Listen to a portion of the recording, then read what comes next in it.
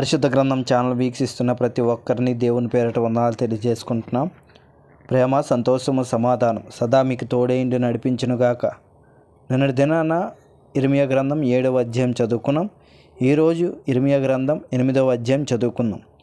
యెహోవా వాక్కు ఆ కాలమున శత్రువులు యోధారాజుల ఎముకలను, అధిపతుల ఎముకలను, యాజకుల ఎముకలను, ప్రవక్తల ఎముకలను, యెరూషలేము నివాసుల ఎముకలను సమాధిలో నుండి వెలుపలికి తీసి, వారు ప్రేమించుచున్న, పూజించుచు, అనుసరించుచు, విచారణ చేయుచు, నమస్కరించుచు వచ్చిన ఆ సూర్య చంద్ర నక్షత్రముల ఎదుట వాటిని పరిచెదరు. అవి కోర్చబడకయు పాతిపెట్టబడకయు భూమి మీద పెంటవలె పడియుండును. అప్పుడు నేను తోలివేసిన స్థలములన్నిటిలో మిగిలి ఉన్న ఈ చెడ్డ వంశములో శేషించిన వారందరూ జీవమునకు ప్రతిగా మరణమును కోరుదురు. సైన్యములకు అధిపతి యెహోవా వాక్కు ఇదే. మరియు యెహోవా ఇలాగ సెలవిచ్చుచున్నాడని వారితో చెప్పుము. మనుషులు పడి తిరిగి లేవకుందురా? తొలగిపోయిన తరువాత మనుషులు తిరిగి రారా? యెరూషలేము ప్రజలు ఎలా విశ్వాసఘాతకులై నిత్యము ద్రోహము చేయుచున్నారు? వారు మోసమును ఆశ్రయము చేసుకొని తిరిగి రామని ఎలా చెప్పుచున్నారు? నేను చెవియొగ్గి వారి మాటలు వినియున్నాను. పనికి మాలిన మాటలు వారు ఆడుకొనుచున్నారు.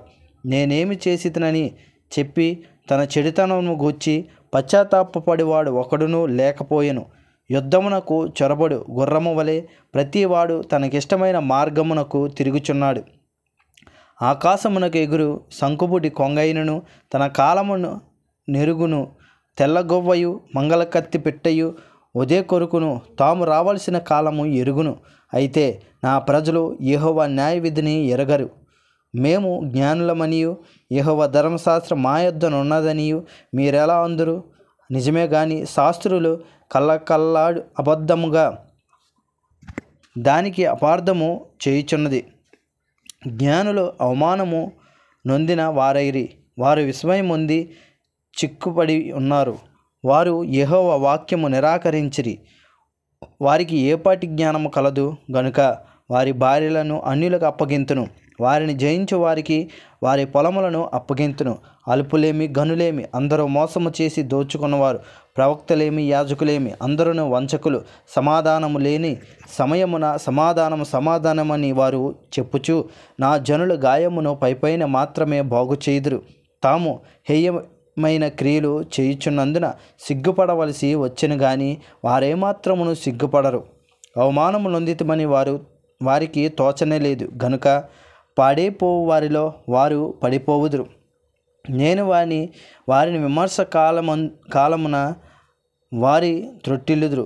యెహోవా సెలవిచ్చుచున్నాడు. ద్రాక్ష చెట్టున ఫలములు లేకుండానట్లు, అంజూరపు చెట్టున అంజూరపు పండ్లు లేకుండానట్లు, ఆకులు వాడిపోవునట్లును నేను వారిని బొత్తిగా కొట్టివేయుచున్నాను.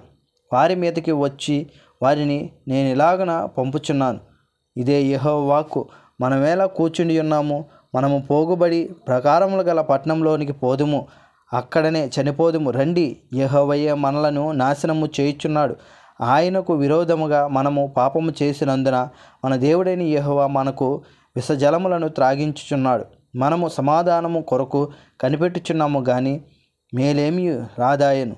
క్షేమము కొరకు కనిపెట్టుచున్నాము గాని భీతియే కలుగుచున్నది అని చెప్పుదురు. దాని నుండి వచ్చువారి గుర్రముల బుసలు వినబడెను. వారి గుర్రముల సకిలింపులు ధ్వని చేత దేశమంతయు కంపించుచున్నది.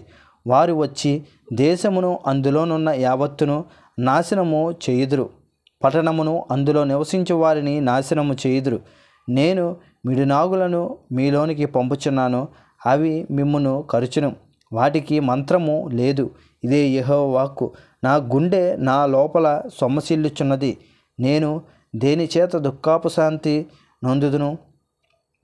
యెహోవా సియోనులో లేకపోయినా, ఆమె రాజు ఆమెలో లేకపోయినా అని బహుదూర దేశము నుండి నా ప్రజల రోదన శబ్దము వినబడుచున్నది.